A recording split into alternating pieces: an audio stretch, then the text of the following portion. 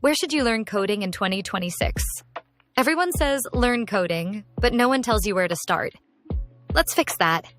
Too many choices can cause confusion. Free courses, paid courses, YouTube tutorials. Most beginners waste months just deciding where to begin. Here are the top 5 platforms to learn coding, tailored to your goals.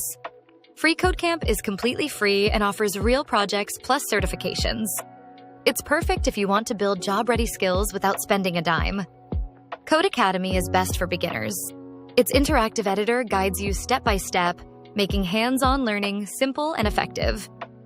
Khan Academy has a simple user interface and is ideal for absolute beginners and students just starting out. Udemy offers affordable courses, often around Rs 500, with in-depth lessons focused on specific skills you want to master. Coursera provides career certificates from top companies like Google and IBM, helping you get job-ready credentials. Free? Choose freeCodeCamp. Beginner? Codecademy. Job-ready? Coursera. Start your coding journey today.